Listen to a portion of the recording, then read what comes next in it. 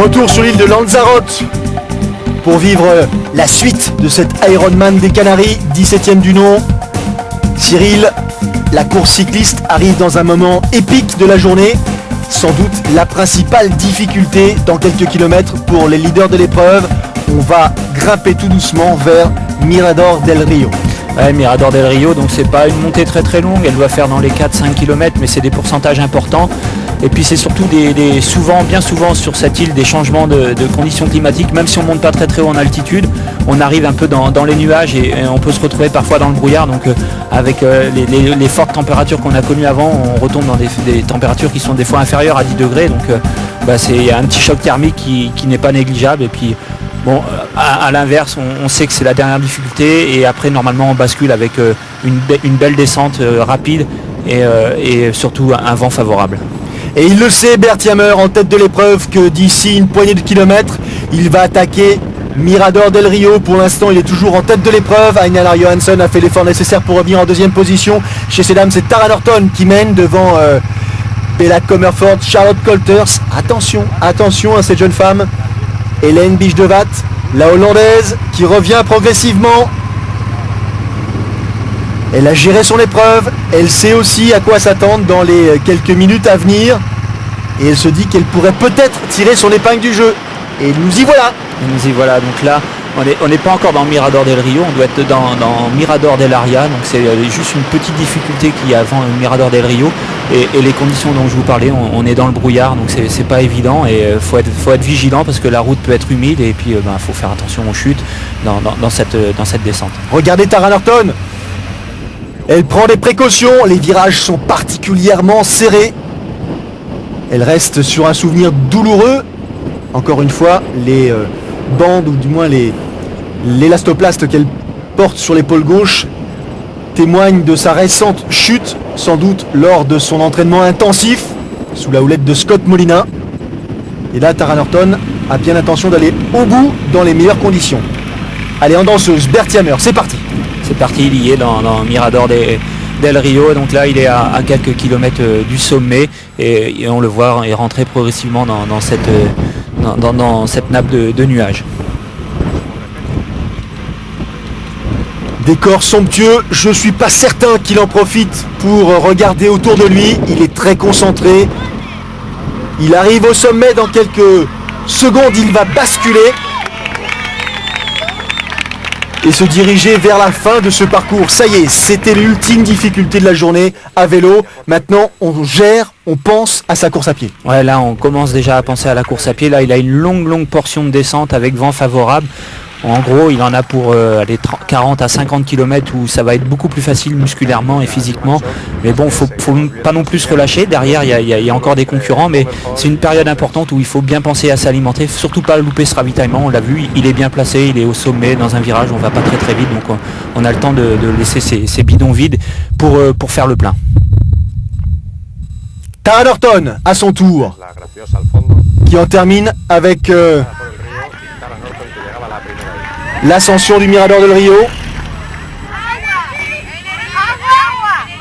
Encouragé, soutenu, qui n'oublie pas de s'alimenter.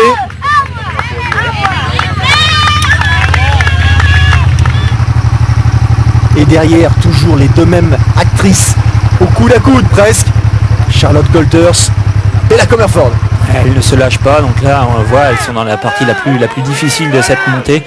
Et elles arrivent ensemble donc au ravitaillement.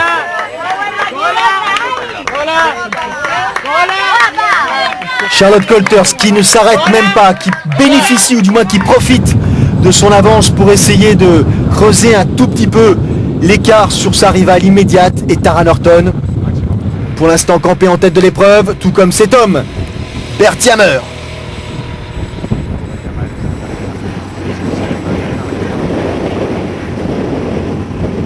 Bert Yammer qui sait pertinemment qu'il a bientôt terminé l'épreuve cycliste. Il se dirige tranquillement vers Puerto del Carmen. Tara Norton qui, elle, semble avoir quelques difficultés. L'allure n'est plus la même. Non, l'allure n'est plus la même, quelques difficultés, mais il faut savoir qu'après cette longue descente, à un moment donné, on change un peu de direction et on récupère sur 4-5 km un vent de face très très fort. Et on l'a vu, même Bert Yammer, il était dans cette portion. Et c'est vraiment des conditions difficiles parce que mentalement, on s'était habitué pendant 40 km à avoir une fréquence de pédalage importante, des facilités de respiration. Et puis là on se retrouve vent dans le face pendant 4-5 km et là c'est vraiment mentalement c'est vraiment très très dur. Hélène Biche de Watt, la hollandaise, 4e du duathlon de Lanzarote cette année, 2e de l'Ironman de Floride l'an passé, Ironman de Floride remporté par Nina Kraft. Bert Yammer qui file vers la transition numéro 2, celle qui consiste à laisser le vélo pour attaquer le marathon. Je vous rappelle qu'il reste un marathon à réaliser.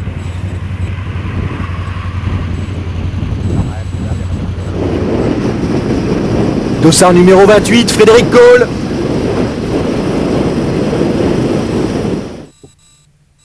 Et Einar Johansson qui est désormais 3e puisque Cole est passé juste devant. L'Autrichien a dépassé l'Estonien avant d'en terminer avec le parcours cycliste.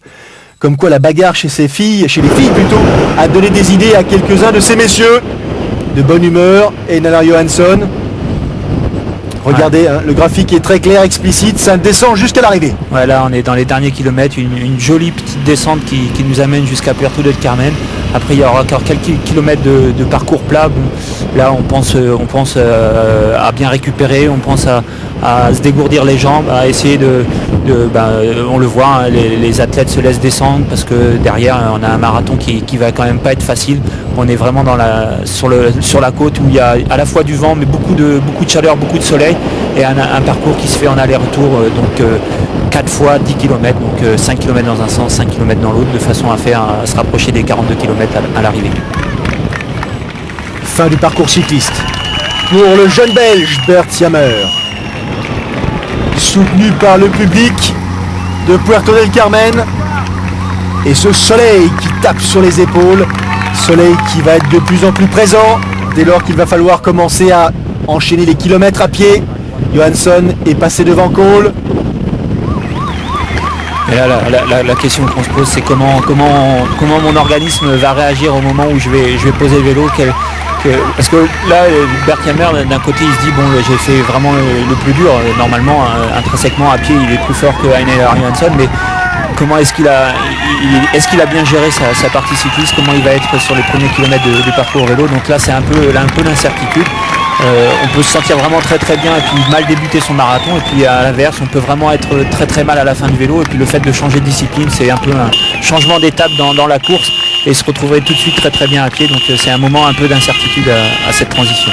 Regardez les gestes effectués par Einar Johansson qui essaie de décontracter un petit peu les cuisses. Bert Yammer, lui qui s'équipe, il a réalisé les 180 km de vélo en 5 h 3 minutes et 29 secondes. Einar Johansson, lui, a mis 5 h et 32 secondes. Il a repris 3 minutes à Bert Yammer. Il reste encore 3 à essayer de combler à l'occasion des 42 km qui se présentent à lui désormais.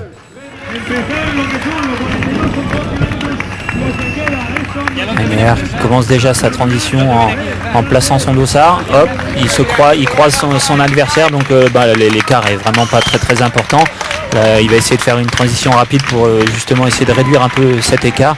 Et puis on l'a vu, il a commencé à préparer son dossard, enlever son casque, de façon à perdre le moins de temps possible. 5 h 25 minutes et 29 secondes pour Frédéric Cole.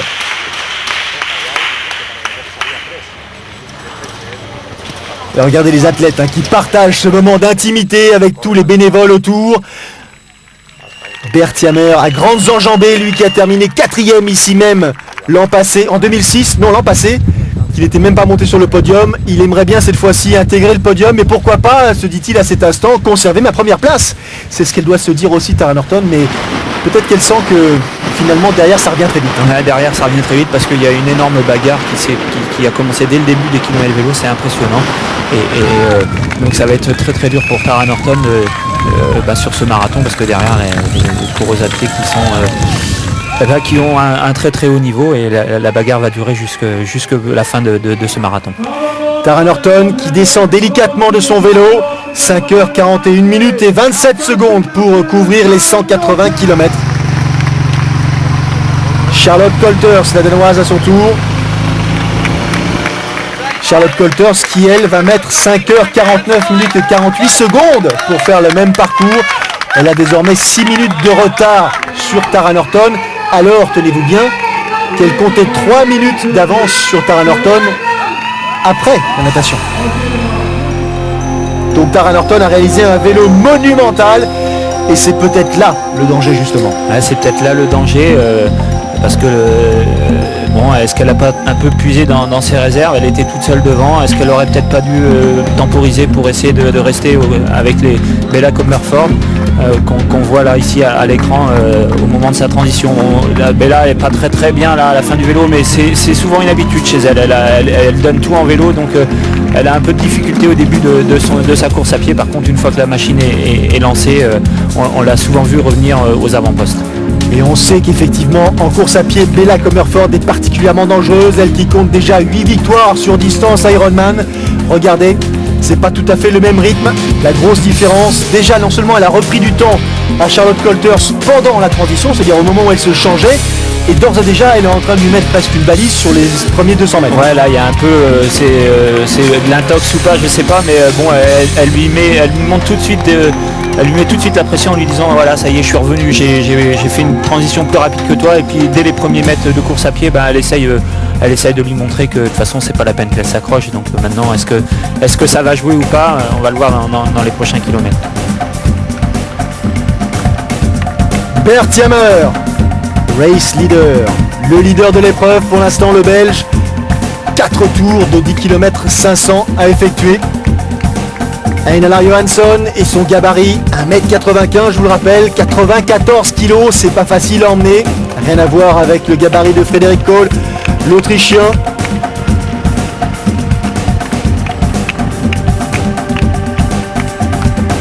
Rien à voir non plus avec celui de Gregorio Morales, l'Espagnol, le local de l'épreuve, qui avait terminé 6e ici en 2007.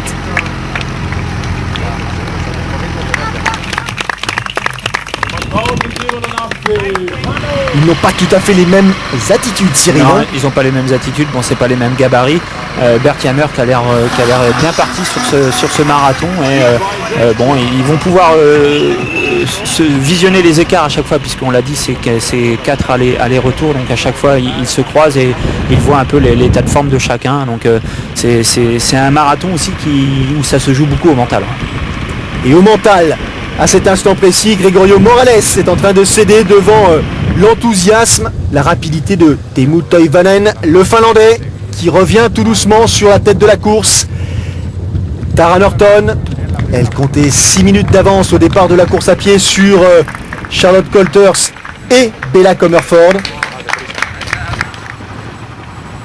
Charlotte Colters qui sait pertinemment qu'elle ne peut pas rivaliser avec la Britannique Commerford sur distance marathon, pas la même expérience. Allez, Bert Yammer. Il en termine avec le 2e tour. Il lui reste donc un semi-marathon à effectuer, Cyril. Qu'est-ce qu'on se dit là ? On se dit pas qu'on a fait que la moitié, on se dit qu'on a déjà fait 2 tours. Vaut mieux le prendre comme ça. Mais je pense qu'on pense pas à tout ça, on pense surtout aux sensations du moment, à savoir si il est temps de s'alimenter, à quel moment. On prend tout de suite des repères quand c'est un parcours comme ça qu'on effectue 4 fois. Donc souvent on se dit voilà, à tel endroit je prends mon ravitaillement parce que au premier tour ça m'a fait du bien, et puis on prend des repères comme ça et puis on avance petit à petit comme ça dans la course. Einar Johansson, Frédéric Kohl, Gregorio Morales, l'Espagnol. Et on remonte progressivement sur la fusée finlandaise. Teemu Toivonen, 5e du duathlon Lanzarote cette année, 6e de l'Ironman des Canaries en 2006. Ouais, c'est un Finlandais qui a l'habitude de l'épreuve, qui avait fait une bonne natation, mais il a encore quelques difficultés en vélo. Par rapport à son gabarit, c'est pas surprenant sur un parcours comme Lanzarote, mais qui derrière à pied souvent nous sort des marathons en moins de 2,55 et aux alentours des 2,50. Donc maintenant son objectif, lui, c'est essayer de revenir progressivement sur le podium et d'aller chercher justement Einar Johansson. Enelard, dont l'objectif est simple, essayer de conserver une place sur le podium. Je pense qu'il a fait une croix sur la première place, sauf incident de la part de Bertie Hammer, et on ne lui souhaite pas, mais il sait très bien qu'il n'a pas les capacités physiques pour rivaliser en vitesse pure avec Bertie Hammer. Tara Norton, elle aussi, dans la difficulté. Et là, on aperçoit, on devine le haut de Bella Comerford, le haut rose fuchsia, et l'attitude agressive de la Britannique. Ouais, la Britannique qui commence à apercevoir son adversaire au loin devant. Et voilà, ça y est, c'est le moment fatidique. Après 2 tours, Après seulement 2 tours, donc elle a remonté 6 minutes en 20 km, c'est vraiment très très impressionnant, mais la différence elle se voit à vue d'œil. Bella Comerford qui est partie en quête d'une seconde victoire de l'année, puisqu'elle a gagné l'Afrique du Sud il y a quelques semaines. Hélène Biche-de-Vat, la néerlandaise, 4e effectivement au moment de prendre le départ du marathon, et qui a dépassé Charlotte Colters à l'instant sous nos yeux. Elle réalise ce dépassement, elle est maintenant 3e de cette épreuve, de cette 17e édition de l'Ironman de Lanzarote. 13e à Hawaï en 2006, Hélène Biche-de-Vat, expérience importante sur distance Ironman.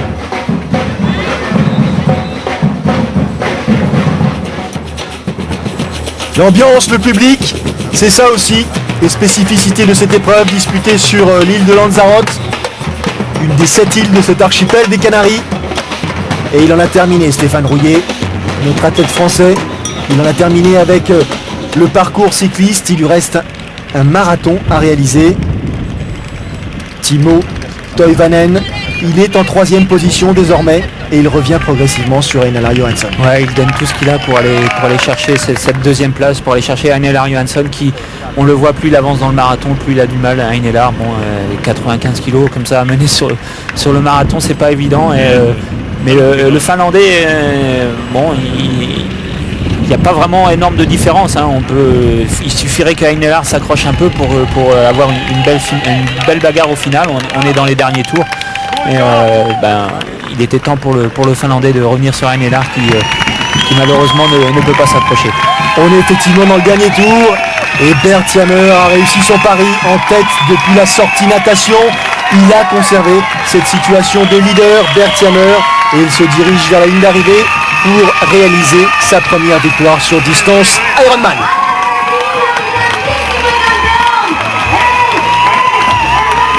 « 8h59 minutes et 38 secondes. C'est le temps réalisé par Bertie Hammer. Un marathon couru en moins de 3 heures, 2h59 minutes, pas mal. Ouais, un très bon temps marathon. C'est un peu plus 8h59, on s'approche des 9h, mais c'est normal à Lanzarote. On a l'habitude de voir des 8h15, 8h31 sur les autres Ironman, mais on l'a dit, c'est un Ironman qui est difficile, et on le voit ici. Accueilli par Kenneth Gass, l'organisateur, le directeur de la course, qui lui va accueillir tous les athlètes. C'est vraiment une spécificité à Lanzarote. Il serre les dents, il a ouvert en grand sa combinaison. Teemu Toivanen, le Finlandais, 2e. Il va tenter de garder cette place. Il y parviendra. L'Ironman bouclé en 9h, 8 minutes et 15 secondes, et un marathon, Cyril, en 2h, 51 minutes et 54 secondes. Ouais, c'est des temps qu'il a l'habitude de nous sortir sur les marathons, et c'est ce qui lui a permis justement de combler le temps qu'il avait perdu sur le vélo. Et puis Einar Johansson qui arrive en 3e position, qui a été vraiment très régulier, on l'a vu sur le marathon, qui a jamais vraiment pu accélérer, mais qui n'est pas non plus tombé dans une grosse défaillance. 9h, 8 minutes 37, il est cuit, il en a soupé, Einar Johansson. Il devait s'y attendre un petit peu, la concurrence était relevée comme d'habitude, je serais tenté de dire, mais ici, si on n'a pas une grosse course à pied, c'est pas facile d'espérer monter sur la plus haute marche du podium. On a vu Frédéric Cole autour de l'Espagnol, Gregorio Morales de prendre la 5e place.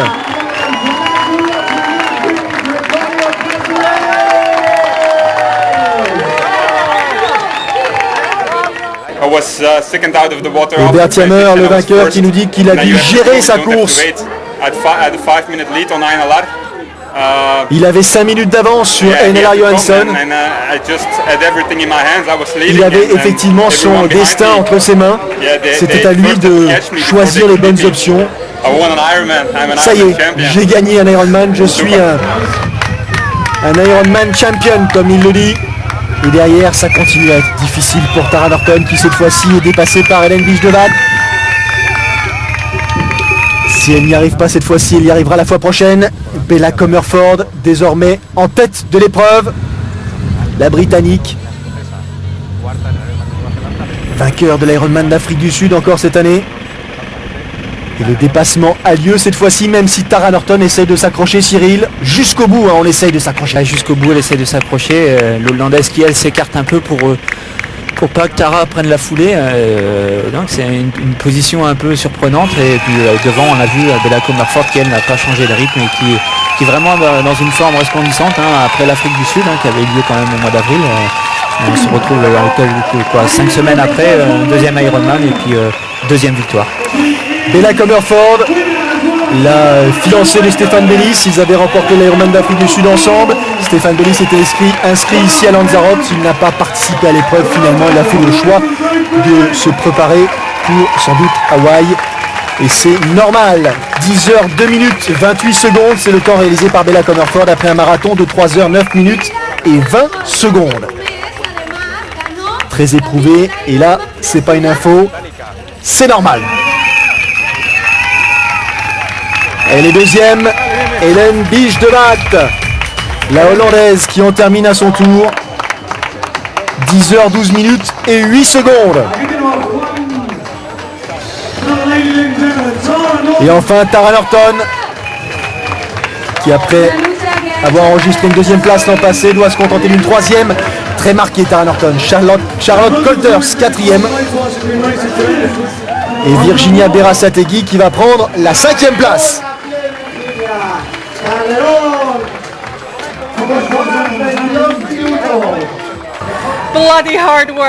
Oh, qu'est-ce que ça a été difficile, ça a été hyper difficile. Ah oui, il a fallu que j'aille chercher très loin les ressources nécessaires pour parvenir à remporter cette épreuve. Les supporters ont été magiques, absolument fabuleux. Vraiment, ils m'ont énormément aidé. Elle a effectivement bénéficié du soutien important des supporters présents, mais il n'empêche que c'est avant tout ses qualités intrinsèques qui lui ont permis de remporter cette épreuve. Les temps réalisés par les vainqueurs, chez ces messieurs et chez ces dames. 10h 2 minutes et 28 secondes pour Bella Comerford, 9e victoire sur distance Ironman, ça commence à devenir important. Ouais, ça commence à devenir important. Maintenant, ce qu'on aimerait bien chez Bella, c'est qu'elle se calme un peu en milieu de saison et en fin de saison, de façon à voir ce qu'elle est capable de donner sur Hawaï, sur la grande finale à Hawaï. On le sait qu'en général, les athlètes qui réussissent à Hawaï, c'est des athlètes qui, à partir du mois d'août, lèvent le pied au niveau des Ironman, au niveau des courses, pour justement rentrer dans une préparation vraiment très spécifique. Stéphane Rouillet. Il en termine avec le parcours marathon. Il vient de finir sa journée, objectif rempli. Regardez la joie sur le visage de Stéphane. Quelle belle performance.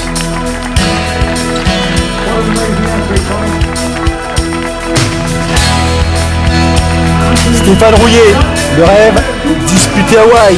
Et lui, il a réalisé son pari aussi. C'était son 20e Ironman, 20e fois finisher. Pas négligeable non plus, encore une très belle épreuve. Et l'Espagnol qui va en terminer à son tour. Rafael Lopez. Des leçons de courage, des leçons d'engagement, d'enthousiasme, de gestion, et des efforts physiques déployés pour parvenir à cette ligne, jusqu'à cette ligne d'arrivée, sont à l'origine de ces émotions-là. C'est un moment de libération intense.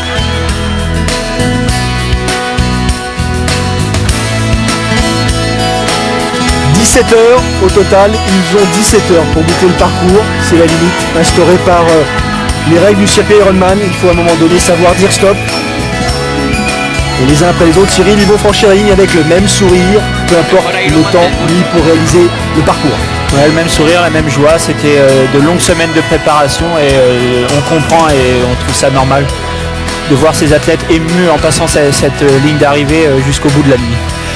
Voilà, merci Cyril, merci à tous de nous avoir suivis à l'occasion de cet Ironman de Lanzarote, 17e du nom. Prochain rendez-vous, ce sera la semaine prochaine. L'Ironman France à Nice. Salut à tous. Salut à tous.